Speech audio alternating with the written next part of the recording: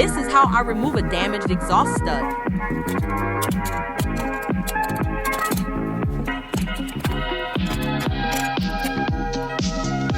I've already stabilized the exhaust with a bungee cord away from the area that will be getting hot.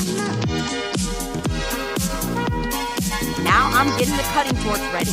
It takes a special combination to start the actual flame after opening the gas and oxygen tanks.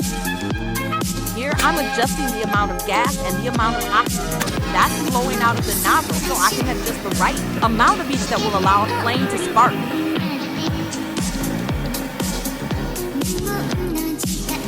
I've recently heard that using an open flame like a lighter to light a cutting torch can be very dangerous, so I advise against doing so. I would have used a flint striker if the shop had one. Have to be careful when turning the dials on this. Too much or too little of either the gas or the oxygen will cause it to shut off or cause a door-forming flame to spark and get me very dirty lost. I just do the circling to try to heat it up even, and I guess to make it a little more fun for myself, but it's probably not necessary long. You see it starting to glow bright orange? That's good. We want that.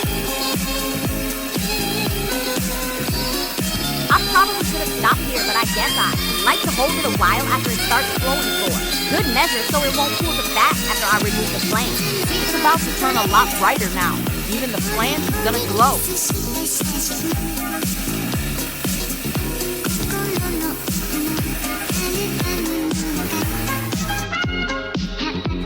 Now watch how easy it's gonna air hammer out.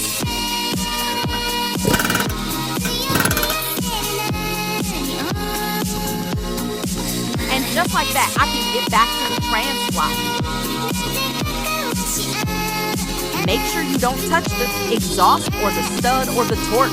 Head and remain aware of where the stud FLIs to when it's hammered out and how close you keep the torch head to things when you set it down because they all will be extremely hot.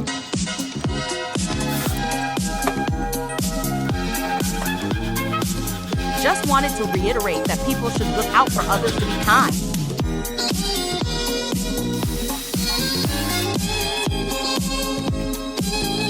Thanks for watching.